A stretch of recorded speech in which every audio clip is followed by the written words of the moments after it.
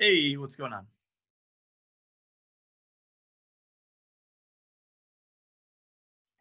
Hey Ferris, Howdy. good to see your face. Yeah, good to see you. What's cooking? Yeah. Hey, so we're just waiting for people to join here, and yeah, I was taking a look through your YouTube videos, and I did scroll all the way to the bottom, and I saw one of your first videos was at Grosse Pointe South, Yeah. and there's it was senior. Yeah. Yeah, that was great. You're all fighting with the swords and the shields. Yeah. Mhm. So, hey, yeah, I'm a Grosse Pointe North grad of 2010. So Oh, I really? I thought, didn't know that. Oh, cool. I yeah, went to South. Nice. okay. So yeah, I had to make that connection with you real quick. Oh, cool. Yeah. So that Right. was I don't even know what happened with that. That was basically like a bunch of people plotted and they're like, you know what, we should do something crazy. And then all of a sudden, between like fourth and fifth hour, I don't remember. We just went outside and I filmed it, and that has like more views than most of my videos. You're right. Like 10 years old, over 10 years old. Crazy. Hey, it looked like good, clean fun, but you definitely got your point across. You got to go big on senior prank day somehow like that. So, Apparently. all right.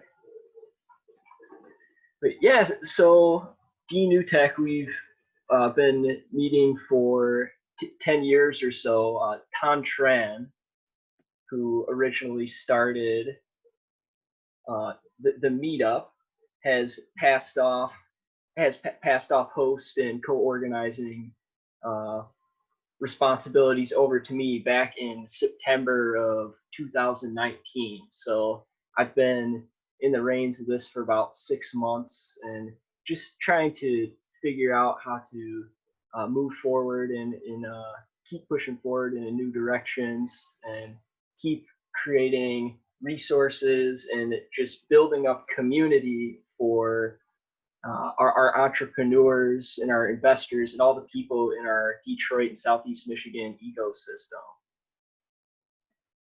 Yep. Awesome. I So, mean, I'm very familiar with. I mean, I've presented at NewTech like a few years ago, several times. So I'm plugged in. okay, let's see.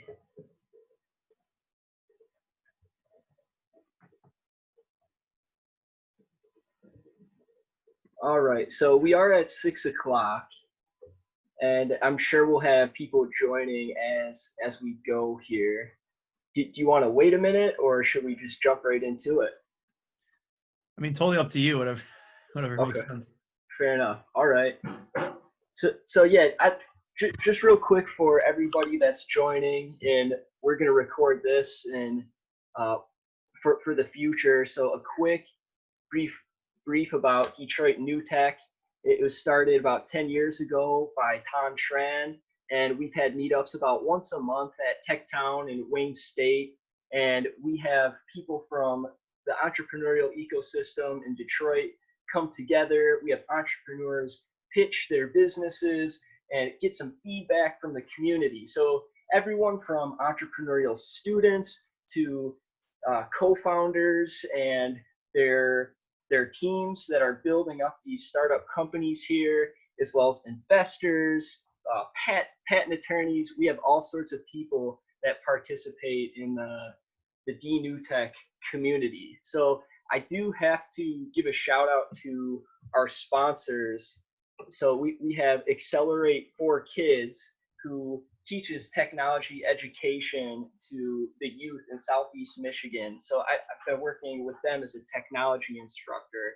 And then we also have Techtown Detroit, which is one of our sponsors, and they usually allow us to use the space, some of their spaces over at Techtown. So it's great to have a place to meet. And then finally, we have Kerr Russell Law Firm. So Kerr Russell is one of the longest running law firms in the city of Detroit. And Jeffrey May, who usually attends our meetings, and I believe he's here now. Just a quick hello to Jeff. Yeah, so if you ever need any help with intellectual property stuff, Kerr Russell and Jeffrey May is the guy. to hit up with that. So I do want to mention really quick the people who've passed away uh, from COVID recently, and just take a second to keep that, just kind of put them in our minds, in our thoughts.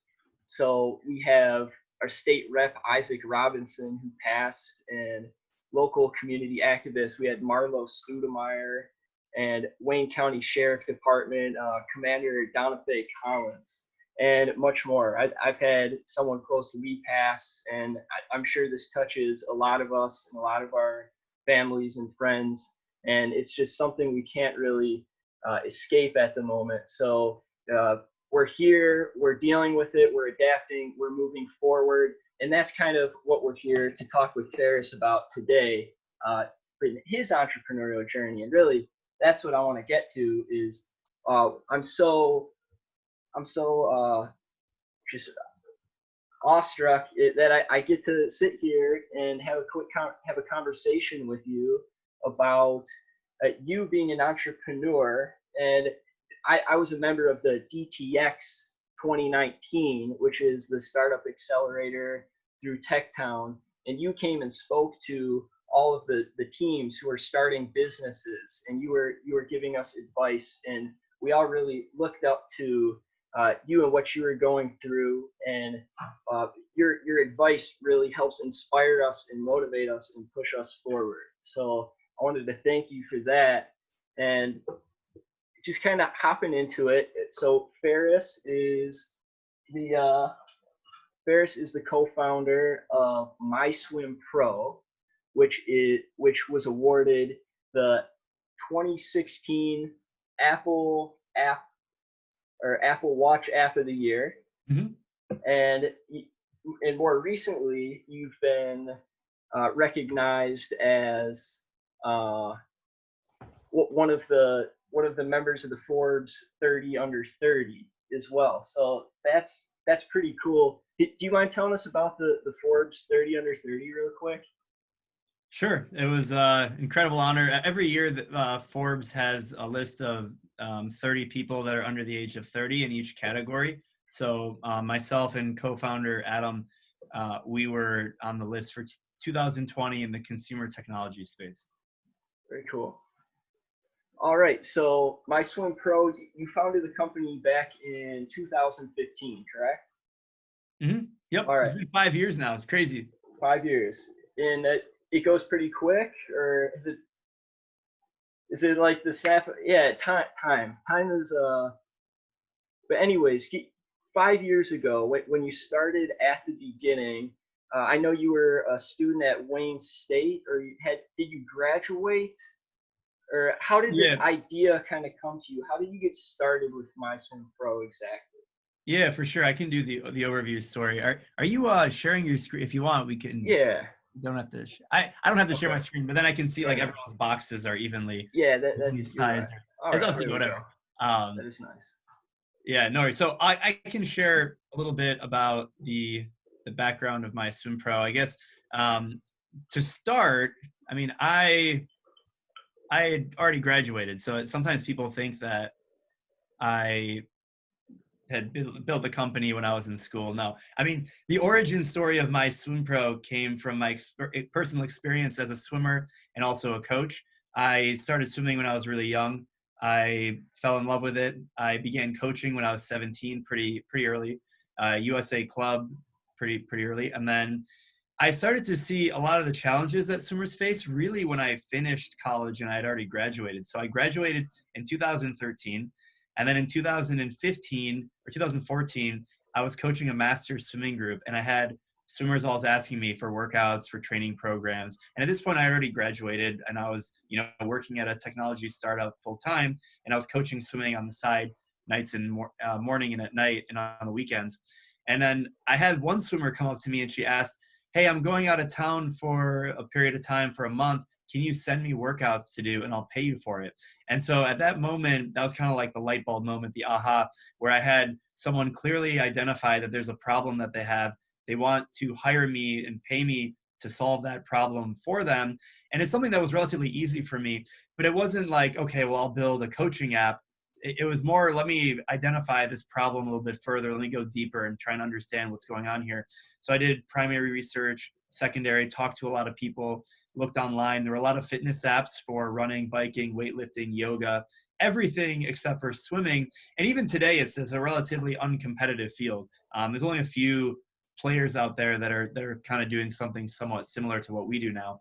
And at the time, there were even less. And there's so many fitness apps out there, but none of them for swimming. And I wanted to take that first step, and I wanted to build something in swimming. And this was 2014. I went to Detroit Startup Weekend. I met one of my now co-founders, and then by 2015, we had actually incorporated, launched the application, and then the last 5 years have been pretty wild. So a lot has happened in the last half decade, but still grinding. I'd still say we're pretty early stage in the pandemic. We've had to make a lot of pivots, and we're definitely evolving. Just yesterday, we launched the biggest update in the company's history on the app side and the business model side. So we can talk about that, but it's been pretty wild. And that's kind of the backstory of MySwimPro. All right, I would like to come back and talk about what you released yesterday, but before we do that, so you've been building this company over 5 years' time, and you've had a million users that have a million different users that have used the app. Mm-hmm. That is a benchmark. So that's a pretty incredible benchmark. So to build something up like that, you need a team. So I'm curious how you have built your team from when you with your co-founders right at the very beginning. And I know that you've gone international. So how did you start here and then kind of build your team internationally? I think in startups, the most important element is the team, because if you don't have a team, you're not going to make anything happen. And when you start, it's just one person, it's solo, like you're by yourself. And I think that's what I was in 2014. I had this idea, I identified this problem. I thought I had a relative idea of what the solution would be, but you're pretty much on your own. So I definitely put in a lot of the groundwork, solo. I did the initial customer discovery, mock-ups, strategy, a little bit of the marketing at that point.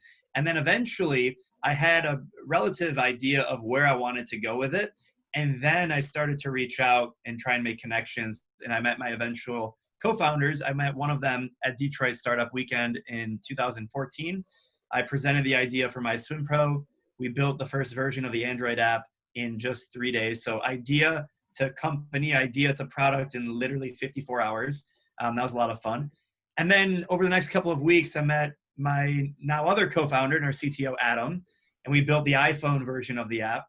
And it's sort of formed organically over time. The team has been growing. So it started out with me in 2014. By 2015, we incorporated. I had 2 co-founders, and it took until 2017 to add anyone else. So we went, 2 years there where it was just the 3 of us working, the founders.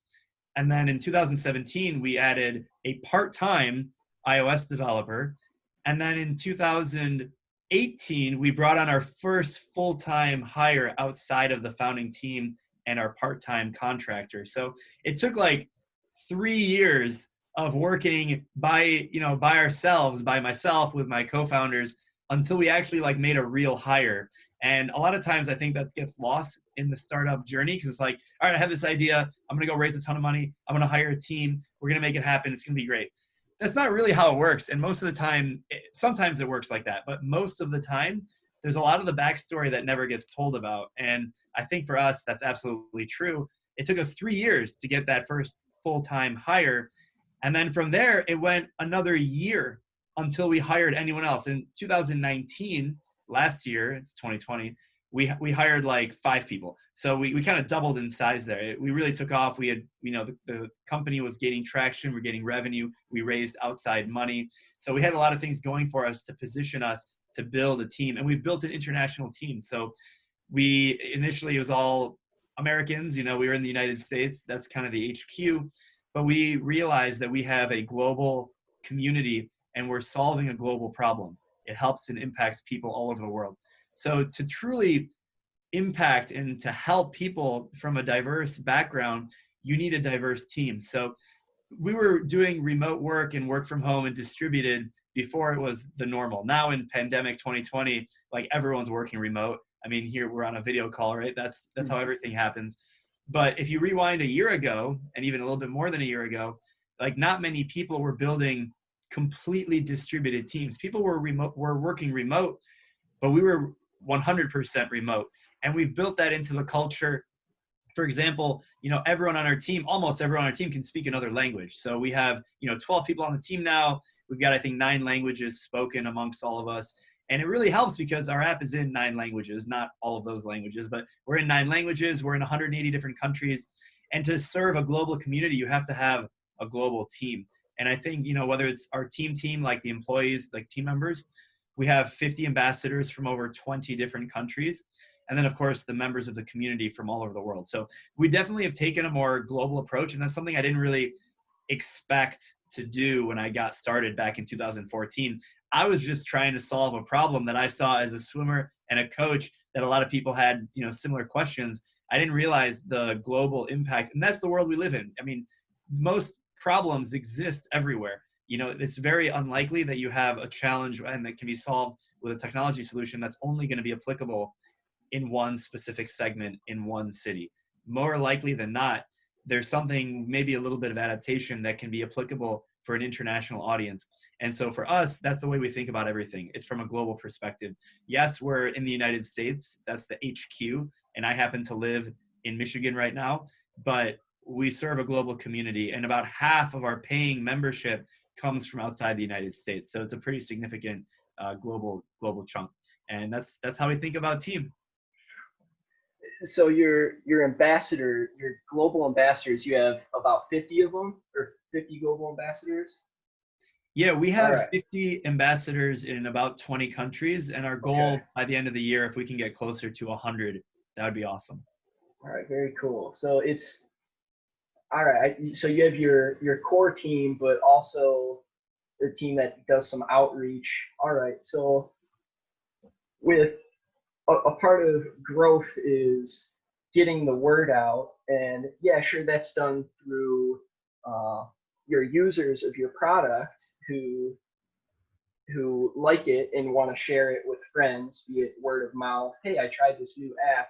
It's helped me do my swim workout. You should try it as well. Or else sharing it on social media. But so marketing, and it is a big part of that, is telling a story and creating this kind of narrative. So how does that go into growing a company, as far as maybe marketing strategy and building a company narrative and kind of getting that out there for people to understand? How from a marketing perspective, how do you get the word out?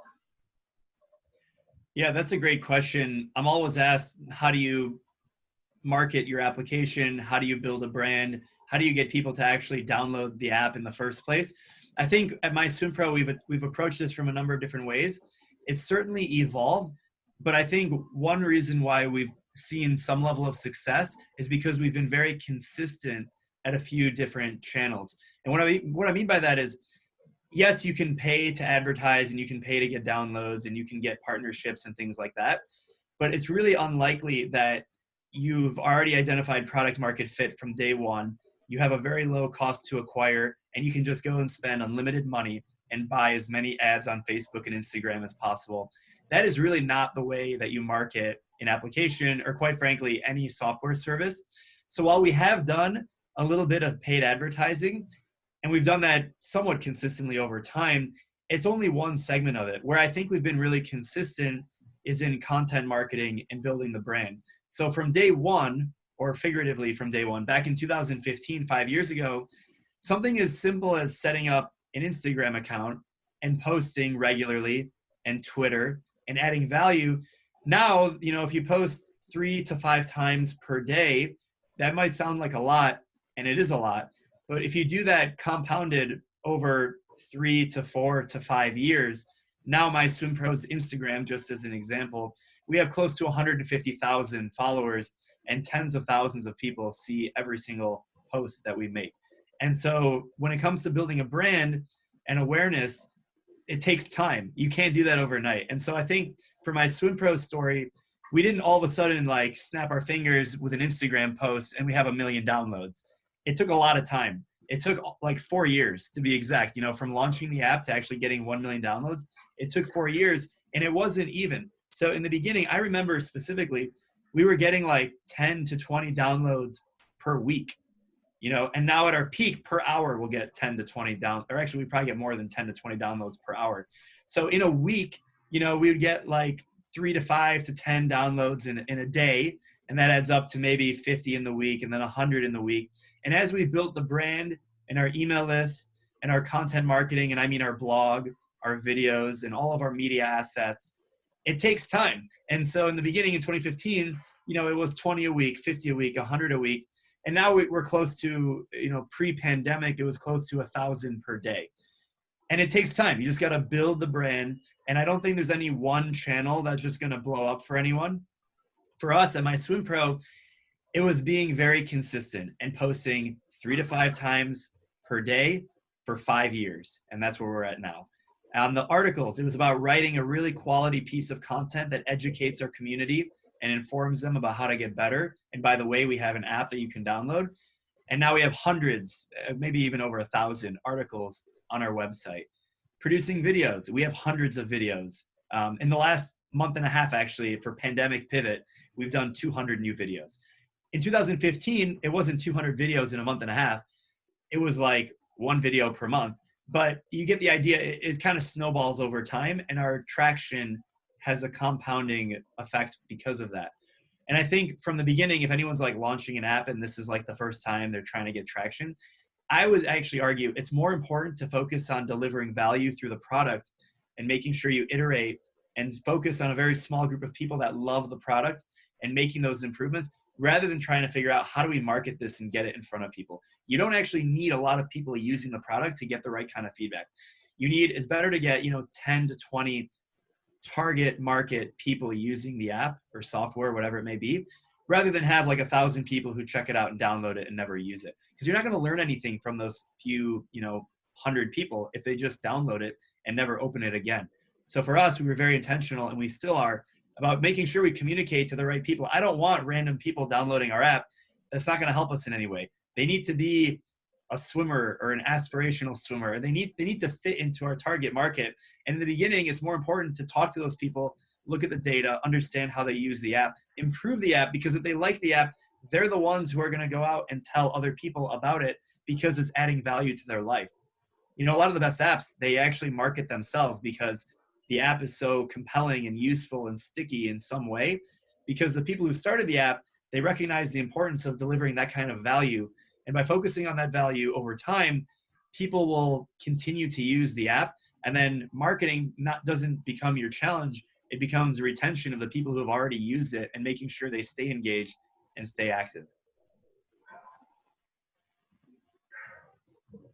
So with the digital end, just that consistency and building up that content, and like you say, that compounds, that makes a lot of sense. So also simultaneously, you have the kind of physical front as well, be it the different like Startup Detroit events or Startup Week Detroit, and we have these different kind of entrepreneur events around. You've been participating in a lot of those. How do you kind of pick and choose what you want to be involved with on that end? Yeah, that's a really good question. I often get requests to speak at different events at different times, and it's like, how do I manage my time? I want to build my personal brand and entrepreneurship, but also I want to be useful for the community. I want to make sure that my time is allocated appropriately to my company, MySwimPro. It's not all, I can't do all the opportunities in the world. You have to say no here and there. I think it's really a balance of, it's time. And there's only a certain number of hours in the day. And you have to be strategic with what's going to deliver the most value to the potential audience and also to me personally. And, if I break apart just me personally, there's a lot of things on the plate, but at the same time, I know that there's a long-term benefit. And it's not all about like, what can this do for me or for my company, MySwimPro? I like the Techstars motto of give first. It's really important to give back to the community. And there's a really good mentor rule of thirds. A third of the time you want to be like mentoring other people and, people that you can share your experience with and you can be beneficial to them. And maybe you don't really get anything out of it besides the fulfillment and the benefit and the value of helping these people. And a third of the time you want to network with people who are at your level of entrepreneurship or business, and their company is in a similar position. They've done similar things to you. They have similar short-term and long-term goals that you have. And then a third of the time you want to spend with people who are, aspirationally where you want to be in 1 year, 5 years, 10 years, wherever it may be. So I think for me, it's a balance of like, how much time am I spending in each of those three categories? And if I don't feel like I'm spending enough time with, my aspirational figures, I need to go to work and I need to network and reach out and get those connections. If I feel like I'm doing too much of that and I'm not giving back, I got to take a step back, evaluate my time, and make sure I'm giving back to the community, because I know, and all entrepreneurs who have done anything in their career, they know that they've gotten to where they're at by luck, but also learning from the right people. And other people, other entrepreneurs have helped them get to where they are. So I owe it to the community to make sure I am in that position where if I've learned something, I can share it. And that's what I'm hoping to do right now. And if I can learn something from other people, that's great. But if I can give back and give first, that's ultimately what I'm trying to do. Who is one Michigan entrepreneur that you admire or respect or look up to? There's a lot. I think Michigan has so many great entrepreneurs. It's amazing. I think we don't get enough credit. I mean, if we take a look back at history, people know Michigan and Detroit area as, the city of the car. We put the world on wheels, automation, innovation. Detroit was the entrepreneurship capital of the world a few decades ago. And I think today people think, oh, it's Silicon Valley, it's whatever. No, I mean, Michigan has incredible entrepreneurs building companies in diverse industries. It's not all tech. There's so many different types of companies that are being built here. For me as a tech entrepreneur, I think what Doug Song has done over his relatively short career is absolutely amazing. I mean, most recently, taking a company from an idea and industry knowledge that he had with his early team, and then flipping it to to Cisco for $2.3 billion. That's the ultimate entrepreneurship storyline. And then he gives back. He's very philanthropic with his time, with his resources, with his knowledge. And I think he's done it multiple times. This isn't the first time he's built a successful company. He's created value in the entrepreneurial ecosystem. So I look up to him. I look up to a lot of entrepreneurs who have built things that are not tech. And I have a lot of friends through the Detroit startup community in Ann Arbor and across the state, even Grand Rapids, that have built really unique companies. And some entrepreneurs who have gone to California, New York, and then come back. I think that's really cool. And then other entrepreneurs who have kind of done what I'm doing, where it's a fully distributed team. They live in Michigan. They decided not to leave. Maybe they'll go here and there, but ultimately they didn't really leave. And they're building companies that are global. And they have people in Michigan. They have people that are elsewhere. So I think what's interesting about technology is, yes, you can connect to anyone in the world, literally, through the power of the web. And you can network and get mentored and mentor people from all over the world. But in your backyard, there's a lot of great resources. And after this pandemic of 2020, and depending on how things go in the next couple of years, I absolutely think having a local ecosystem will always be relevant. Despite how great entrepreneurs are outside in different cities and countries, there's still so many great founders and entrepreneurs in your backyard, wherever you live. And I think in Michigan, we can take advantage of that. And shout out to Doug at Duo Security for what he's done. And I think that's a great story that amplifies the community.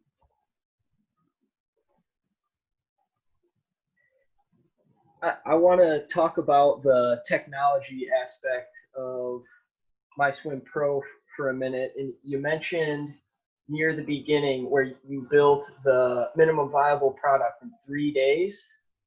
And was that just you and who helped you build that? And did you have tech backgrounds, or did you find some sort of interesting tool that allowed you to build this app easily? Like, how did that MVP and building that MVP go? Yeah. I often get asked, how did you make the first version of MySwimPro? Are you an engineer? Are you a developer? Like, how do you make this happen? So no, I'm not an engineer by trade. I mean, I studied business, and I think a lot of that resonates with a lot of people who have an idea to start an app and they don't really know what to do next because, they hire an engineer? Do they create mock-ups and go to a firm? Do they learn how to program themselves? And actually, all of those are possibilities. You could learn how to program yourself and build the application fully by yourself. You could hire a firm. You could hire an engineer online. And I don't think there's a right and wrong way to do it. There's definitely a better way to do it if you're trying to build a technology company. So if you were to outsource development and hire someone or go to a firm, that'll only work for so long. So you might use that as step one to get your initial MVP. You have an idea, you draw out some mock-ups, and then you go to a firm and you hire them or an individual, and they make your first version. And if you're trying to build a technology company, you ultimately have to have that technology in-house at some point. So that might be your starting point to prove some kind of a milestones and build traction, and then eventually you bring it in-house. I decided not to do that, and I didn't want to do that for a number of reasons. Because I had worked at other technology companies, and I've seen it done both ways. I've seen it done where you own the technology. I've seen it where you outsource to another company.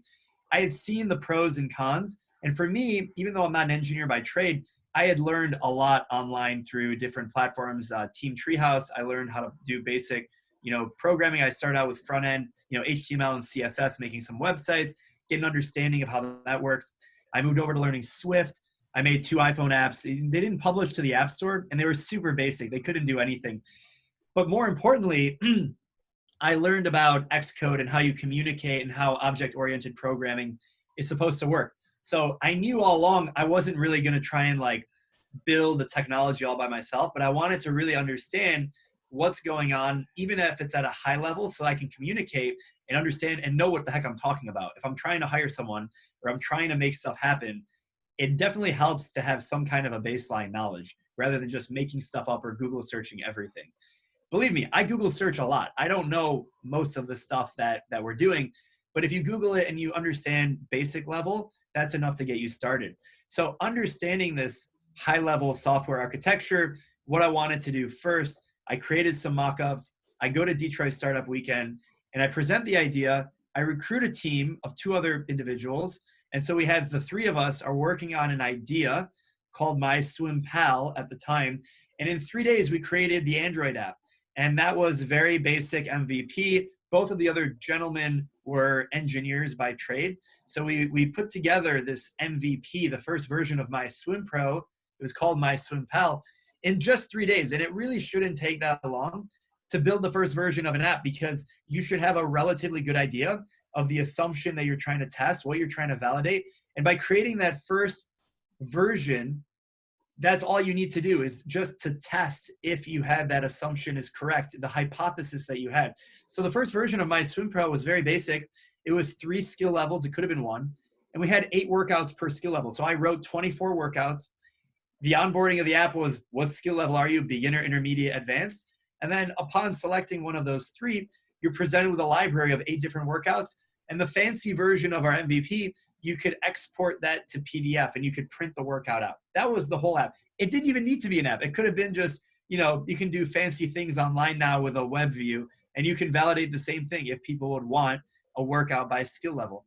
And from there, the application has evolved significantly. But from the very beginning, I wanted to build that technology team in-house. So one of those team members from Detroit Startup Weekend is now a member of the team full-time, one of my co-founders, Mike. And then we use that momentum to recruit the next team member, Adam, my other co-founder, our CTO now, and we built the iOS version of the app. And after a few months, we had a more polished version of MySwimPro. And then a year later, we started monetizing it through an in-app subscription. And then 2 or 3 years after that, we passed 1 million downloads, 7 figures in revenue.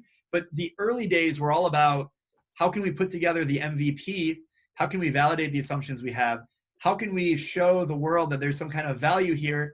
And would these people be willing to use it, to download it, to continue to use it more than once, and eventually to pay for it? So it sounds like a lot kind of condensed in a short period of time, but if you unpackage it, it really is step by step. Like, what are we trying to solve? How do we solve it? What does it look like? What is the UI? And then how do we put that together in step one? And it should only take a few hours. Phase one MVP should really only take a few hours. Even if you hire someone or a firm, you should strip it down to the bare minimum. And that's how I recommend for people to go about trying to build an app. So something you should be able to do almost the same day, or if not the same day. Right. Okay. And from there, and then by the time you get it in the hands of the users, and so we have that. I see the development and customer discovery kind of being this cycle. And sure, you start with your first iteration, and it kind of seems to snowball. Or so with that, you have users using the app. They're giving you feedback, be it through their performance through the app or over time showing improvements. Yet, how are you communicating with your customers through time and even now to really tailor this technology to meet their needs and to create that value for them as swimmers, as athletes? Yep. Customer discovery is probably one of the most underrated but important skills of any entrepreneur. Every entrepreneur I meet that has any level of success is able to position themselves in the market and just listen to what people say and look at all the data, whether it's their own or industry data, and using all of these different attributes, whether it's qualitative feedback from an app user or market data or data from the actual software that was created, taking a step back, looking at all of that, and then making informed decisions, but doing that over and over and over. So it's like a continuous loop, because if you do customer discovery really well once, it's as if you didn't do anything, because it's like a learning cycle that evolves over time. So you might have an initial assumption or hypothesis of like a problem that exists in the market, and you believe that your solution is doing X, Y, and Z. So customer discovery at this point, if you've already built something, you put it in front of that audience, you see how they behave, you listen to the qualitative feedback that they have, and then you go back to the drawing board and you iterate and you improve upon what they said to make the product more useful for them, to continue to deliver value and revalidate that assumption to deliver more value. And then you take that improvement back to that initial person and you get their feedback. And if they like it, great, you continue to improve. Why don't they like it more? Why don't they like it at all? And the more feedback that you can get from more specific target demographic, target market people, the more impactful and the more quickly you can move on their advice. If you take a product and you put it in front of someone who is not the end user, their feedback is almost worthless. So for example, at MySwimPro, if I were to take our app at this point now to someone who doesn't know anything about swimming, who never learned how to swim as a kid, and you put it in front of them and you try and get their feedback, it's not going to work. And that happens at scale and in day one. So if you're trying to, for example, if you're starting a restaurant and you want to create this great product dish, which is like has like milk in it or whatever, and then you take it to someone who's lactose intolerant and they can't even eat the product, they can't consume the thing that you've created, their feedback is worthless. Their opinion on the way it looks, the way it smells, the way it tastes, it doesn't work because they can never fully appreciate the thing that you've created. So you need to really focus in and speak and do the customer discovery with an audience that you are strongly compelled to believe that they have a specific problem that you are trying to solve. And then at day one, if you don't have the product, you just need to listen and you need to get validation from a lot of different people in that same demographic and try to understand what it is their problem is, what do they need help with. And then you can flip that and go back to the drawing board, figure out what the solution is, and then go back to that audience. And if that audience is not the actual group of people that you thought would be benefiting from your potential solution, or they don't have the problem that you believe they have, then either you might be trying to solve the wrong thing and you need to pivot what your potential problem, solution, product market fit will end up being, or you need to go talk to other people who are a better fit. So if they don't swim, for me at MySwimPro, I've got to talk to people who swim. or thinking about swimming or somewhat more related. Where can I find them? I'll go to a swimming pool. I'll go to the Reddit swimming. I'll go to Facebook and I'll find different groups that swimmers are in. There's a lot of different groups online, in person that you can find, meetup.com, whatever. A lot of different ways you can find them. And if you find out that this is not the audience, then maybe you need to go find a different audience that, because you still believe there's evidence that there is a problem, but the initial customer discovery, you were doing it with the wrong group of people. And it's so important. And I circle back to, this is like the most important skill of an entrepreneur, because if you don't get this right, you're never going to get to all the other challenges you're going to face as an entrepreneur, like hiring people, firing people, raising money, launching additional products, different markets, building a team, building a culture. You're not going to do any of that. You're never going to make it that far until you do the customer discovery correctly. And some entrepreneurs are actually good at the other stuff, building a team, building a culture. And maybe these entrepreneurs are best to come in when the company is already scaled up. Or maybe you have founders who are better at the customer discovery. You lean on them for that. And eventually the company's at a scale where you can be more useful and share your talents in that way. But I think if you don't get customer discovery as a solo entrepreneur, you've missed the most important stage, because you're never going to make it to those stages. So I think that continuous product market fit and customer discovery, lean startup, and trying to learn and iterate and improve, it starts from day one and it never goes away, but it changes. But I think if you get customer discovery wrong in the beginning, you've missed every opportunity you have to be successful. All right, so you heard it, everybody. If not the most important thing, customer discovery. It all stems from there. Plugging that social aspect into your technology, or like you said, the financing, everything stems from the customer and understanding your people. All right, and that's interesting. From having an engineering background, and it's hard for some technology people maybe to have that same social capability or those social skills to go out and really make that connection with the people. So that's important for us all. All right. Okay, so you mentioned you had a big update for us, or you just had a big update yesterday, and I'm curious. Yeah. I'm curious what that's all about. Yeah, it's 2020, and this is probably the craziest time that anyone has ever lived through in the history of the last 100 years. So because of that and the pandemic, we've had to make a lot of changes at MySwimPro. The simple reality is that when things started to shut down for fear of the virus spreading, 95% of the world's pools closed. And if you think about MySwimPro, we are a technology and media company that helps people improve their performance and health in the water, in a swimming pool. So a lot of our content, the application experience that has been downloaded over 1 million times, all of that was built on the concept and the promise that you can go to a swimming pool and you can complete a workout. So when you shut down 95% of the world's swimming pools all at once, almost with no warning, like really, I mean, we had seen warning signs that stuff could get pretty bad, but from night and day, week by week, 1 week, going to a swimming pool, enjoying a workout. The following week, you're not allowed to leave your house. And that happened everywhere in the world. So we have to pivot. We have to adapt. We have to realize what has happened. And I think rather than sitting around and riding it out, that is not the way we decided to go about this. So very early on in March, we decided we were going to pivot pretty drastically. And part one of that pivot was simply running an at-home workout live for our community through social media, through Facebook, YouTube, and Instagram. So in the beginning of March, we realized, a lot of people are going to be stuck at home. They look to us, our brand, for wisdom and advice and educational, inspirational.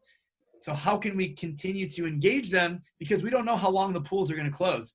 That 95% number is scary, but things might open in a week or 2 weeks. Internally, we knew that wasn't the case, but people were in the psychology of maybe things are going to open up in 2 weeks or in 3 weeks. we knew that was unlikely, but what can we do in the short term, like the MVP of addressing to our community? You know what? We're going to look after you. We didn't change anything in the app yet, but we're just going to run a live workout. And so the first step was running a live workout. And this was the beginning of March 2020. Within 2 weeks, we completely refactored the app. So we accommodated dryland training in the application. So you don't need a swimming pool. You can do workouts in your home. We filmed nearly 100 unique new videos. We built 3 new training programs, refactored the business model, the marketing strategy. And in 2 weeks, by the end of March, the last 2 weeks of March, we launched all of that into the application. Now, I mentioned just recently in the beginning of May, we launched the biggest app update in the company's history because we decided to go all in on this. So rather than, you know what, we've accommodated dryland training in the app, we've made some tweaks, we launched 3 new training programs. After that point, we decided we're going to go all in and we're going to truly position our brand and our company not just as a swimming app, because we don't know how long the pools are going to be closed. It's a new dynamic. People have new problems, new challenges. We realize that, and we have to be there for our community. So rather than just wait it out and just launch a few new training programs, MySwimPro is now the platform for swimmers to improve their performance and health both in and out of the water. So the refactor of the iOS and Android app that we launched literally yesterday to our global community, now we've segmented swimming in one main menu tab and dryland in another. We reorganized the way challenges are organized. So the user interface and experience is completely different. Not only that, we changed our business model. So before we had a freemium business model subscription. So you can download the app for free. You can log an unlimited number of workouts for free. And then we had different premium packages at a monthly or yearly rate, whether it's analytics you wanted or technique videos or training programs. You know, a lot of that doesn't really fit anymore with the new model of the app. So we had to refactor not only the UI and the UX, but we had to completely change the business model. So now we still have a freemium offering where you can still download the app for free. You can still log an unlimited number of workouts for free forever, but the subscription packages, monthly or yearly, are completely different. So we have what's called Elite Coach, and this is the total package. You're gonna get swimming, you're gonna get dryland, you're gonna get one-on-one consultations once per quarter with an actual human being that's separate from the app that's gonna coach you on how to use the app, how to get the most out of it. And then we have 2 different packs separate from the Elite Coach. We have the swimming pack and we have the dryland pack. And everything that we had segmented before, for swimming, for example, we had, you know, analytics was its own pack. We had training, its own pack, video content, its own pack. We put all of that together for swimming. And similarly, we have all of that packaged together for dryland because we recognize some people, they don't really have swimming as a possibility. So why charge and why have an experience for people who can only use half of the product? So for those people, we have the dryland pack. And for people who can swim, and when this all settles down and they're going to go back into a normal swimming routine, they're not interested in dryland at all. They just want to swim. So now MySwimPro is the platform that can allow for people through Elite Coach to have both swimming and dryland. But if they just want swimming, we can accommodate that as well. If they just want dryland, they can have that as well. And we've offered new pricing, new trial subscriptions to these. And I think it's been really great feedback from the community so far. But what's going to happen when the dust settles, as I mentioned, or when the droplets form on the pool, however you want to put the pun, we'll be in a position much stronger because the brand is there. People trust us. We're continuing to deliver value, whether they can go swimming or not. And if they do have swimming and dryland as an option, they can use our full Elite coaching package. And when things get back to normal, whatever the new normal is and whenever that is, we have positioned a platform rather than just an app for swimming. So we will continue to be relevant in any circumstance, whether you can go swimming and you can work out from home, or swimming is not even an option. We have all the options available for people. And I think I'm really proud of the team because we put this together in less than 2 months. We completely transformed our pricing model, the app. We filmed over 200 videos. We have 12 new training programs. We basically like restarted the company in like 2 months. And it's been pretty insane. And everyone's been working really hard. So huge shout out to the team. And now the future will tell what we can do next. Very cool. Very cool. Your enthusiasm is contagious, and you're not on the sideline. You're still swimming, so to say. And I'm curious and excited and interested to see where MySwimPro goes from here. And that is cool. Like you say, it's now a platform. It's not just in the water. Now it's out of the water too. And who knows where it's going to go from there, right? Yeah, absolutely. And I think I don't want to come across like we've had no problems and, here's a big global challenge. Like, I mean, the numbers should speak for themselves. 95% of the world's pools are closed. What does that mean to our subscribers? Right. The number of people who want to give us money, right? Like we're getting hammered. Like, it's not like, I don't want to make this point like, oh, we've been really innovative and we've pivoted and look how we're so fast and we're so smart. Like, look at our decision-making is so quick and nimble. And I think there is a lot we can say that we are very nimble and we've been able to adapt extremely fast. But that's because we're just bleeding right now. I mean, we don't have a choice. Like, if we were to sit around on the sidelines and just we'll let the market decide what happens. And, hopefully in a few months, the pools will open and everything's going to be, daisies, and it's going to be great. And it's going to be amazing. And no worries. We have cash in the bank. We'll kind of ride it out. Like, yeah, we have cash in the bank, but money doesn't grow on trees. Like, we still got to make money. And our subscriber base was dropping faster. I mean, it's never dropped, quite frankly. In the history of the 5 years of the company, our numbers have only gone up. Except for like little, campaigns or things like that.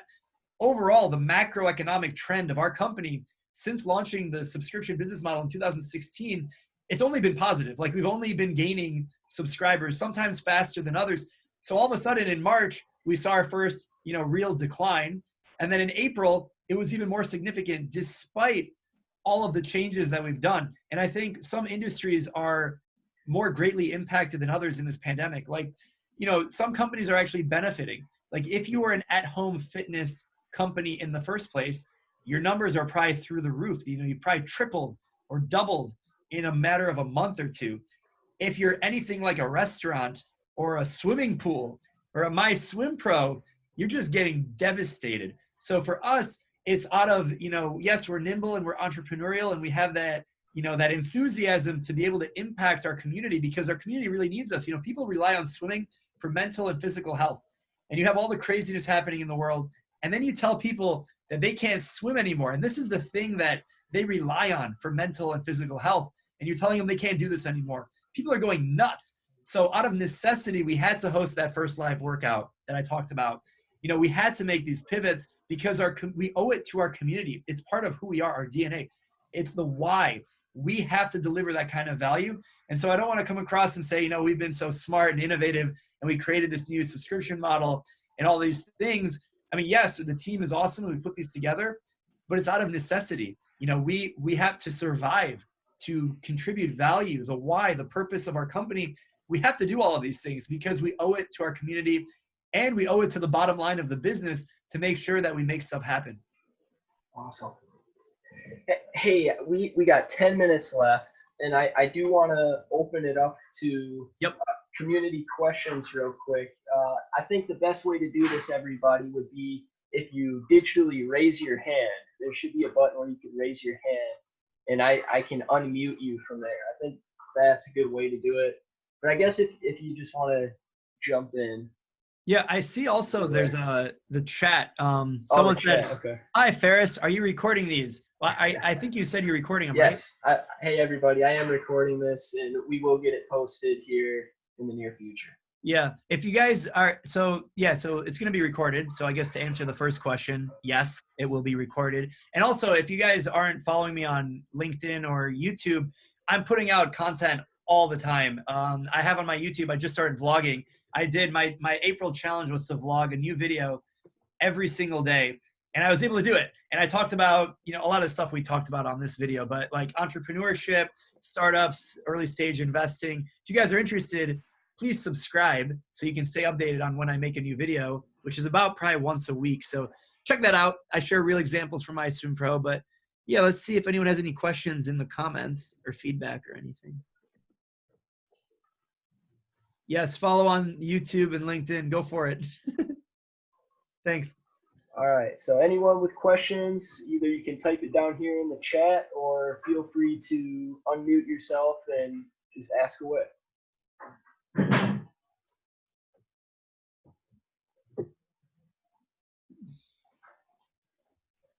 So since there's no questions, another one I had on my mind was just while we're waiting, hopefully someone will chime in here.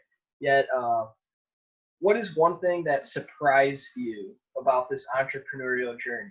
I'm sure there's a lot of things, but what's one thing that maybe was really unexpected, or else did you ever think you'd reach 1 million subscribers, or was that like something? Million downloads. 1 million downloads. Excuse me. Okay. Yeah, that's a great question. I mean, I don't think any entrepreneur knows the true level of success or impact they're able to have when they just get started. I think for me personally, I was really attracted to entrepreneurship mostly because of the impact that you can have, and you can see the fruits of your labor start to take effect. So, if you work at a really big company, yes, the company itself is having a lot of impact in the world probably, but you're kind of only a small piece of that puzzle. So for me personally, I was always attracted to entrepreneurship because you can have that big of an impact. I think what's happened is once I got started and I actually started a company, you realize that you can have an even bigger impact than you realize. So, everything from like how many people you can actually help, because, it's one thing to say, I would love to get, 1 million people to download or use something that I created. Like that would be really cool. And that number is really big. But then once you actually get like the first 10 people, and then you start to have a story and a relationship with each of those people, all of a sudden when you multiply it by 1 million, you realize like how big of an impact you actually have. Because 1 million on a screen, or 10 million, or it doesn't really matter. It could be revenue, it could be financial, it could be humanitarian impact. It really doesn't matter.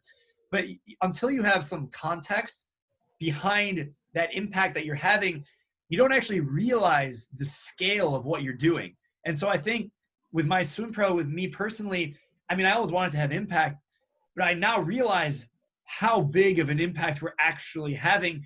And it gets you more excited because we haven't actually done that much. Like there's still so much more. Like we have big, hairy, audacious goals. Like we want to have so much more impact. And then when I think about like, oh my God, we've already done like so much.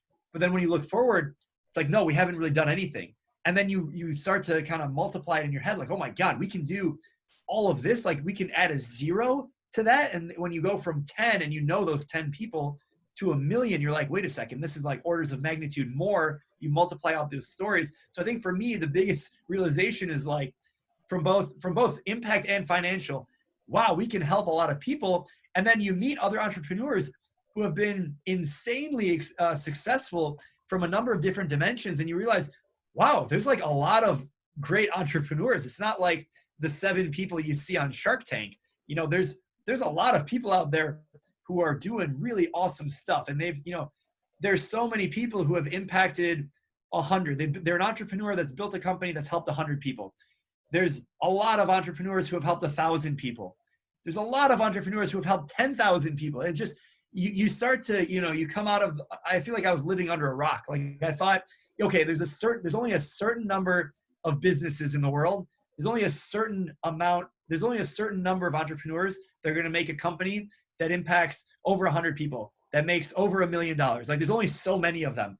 And what I realized is the number is way bigger than I thought it was. Like there's so many companies that are doing millions in revenue. There's so many companies that have helped tens of thousands, hundreds, millions of people. Like every day I meet entrepreneurs that have had this like insane impact. And then I look, I'm like, crap, we haven't really done anything yet. Like we're just getting started.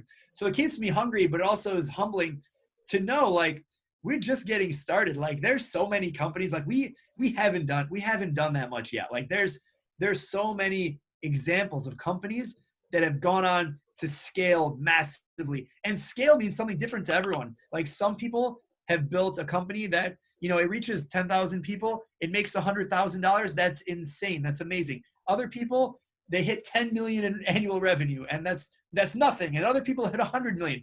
There's so many levels, and I thought the number was way smaller. So that was like the biggest realization, is knowing that, wait a second, yeah, you can do awesome impact, and you can have, you know, great financial success, impact success, but there's way more than you can do, and there's way more people doing it. You're not like, there's more than what meets the eye. There's a lot of entrepreneurs out there doing really cool stuff, and I'm just happy to meet them every day.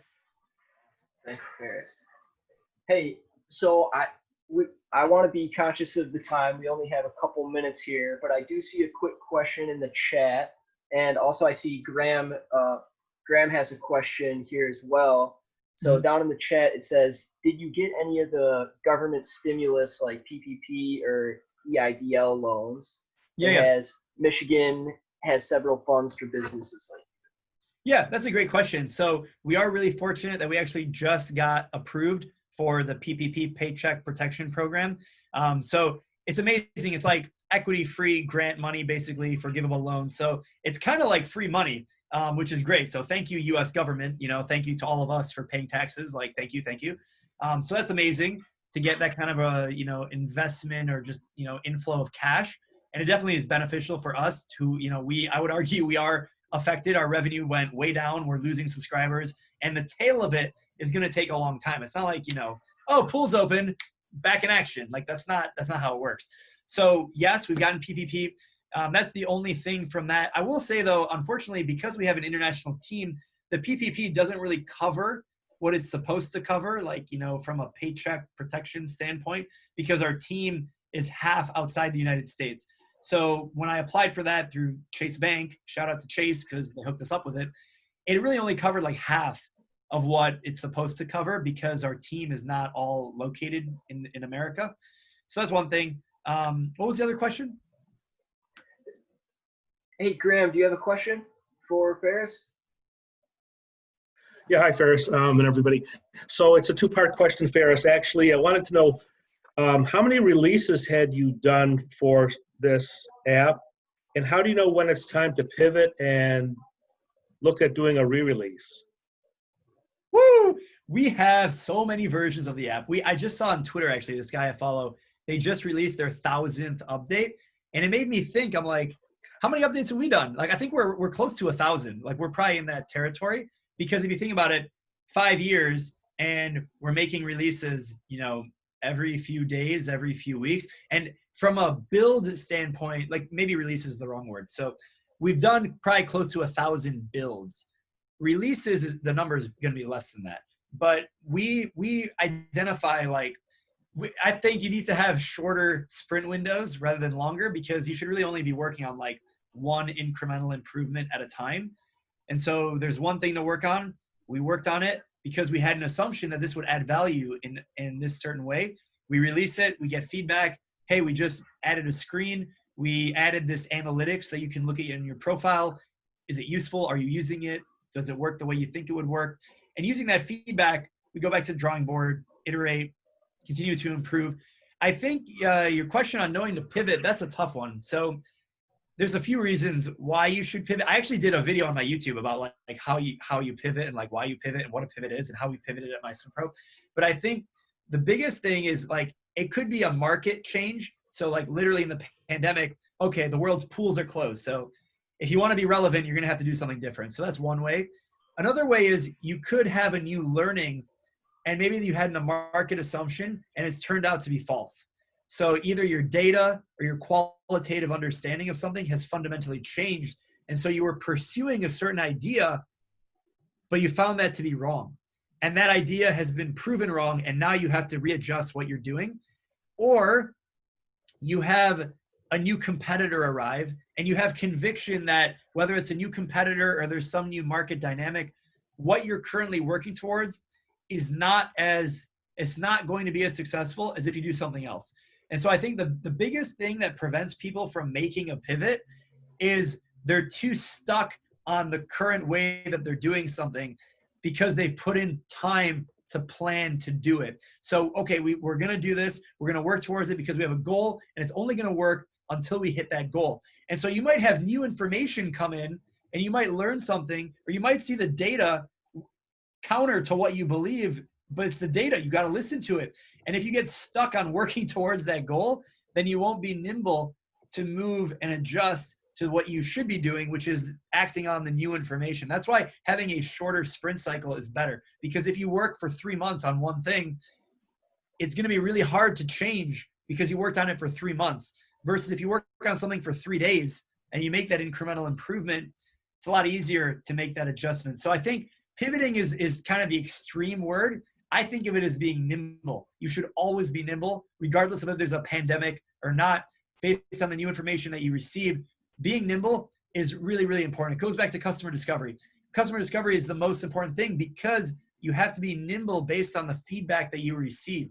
And you have to be able to differentiate between feedback from your target market and feedback from people who don't matter. And I think if you can stay nimble and make those shorter release timelines, it's a lot easier to do that. And it's a lot easier to make the pivot, the big pivot, if you need to do so. All right. I think with that, let's see. To do things new, stop doing the old. Right. Okay. Yep. Okay. But with that, I encourage you all to subscribe to Ferris's YouTube page, and I put a link in here, and also follow him on LinkedIn. And that way you'll get his posts when he's putting those vlogs or those video logs. And hey, there is a lot of great content on Ferris's YouTube page. He's like the entrepreneur professor up with the whiteboard. Yeah. He really organizes and lays things out well. It's very educational. So I encourage everyone here and everyone who listens to this recording in the future to check out Ferris's YouTube page. Follow him on LinkedIn. If you have any questions for him, do you mind if maybe they send you a message on LinkedIn? Yeah, of course. I mean, right. just mention that this is where you got my name from, and voila. Okay. So from there, hey, Ferris, thank you so much for joining us here at D-NewTech for our May virtual meetup. And we will be meeting again the first Wednesday of June as well. So hopefully we'll catch you sometime again in the future. But until then, thanks again, Ferris. You bet. Yeah, thanks for having me. Hopefully it was helpful for everyone. Cheers. Cheers.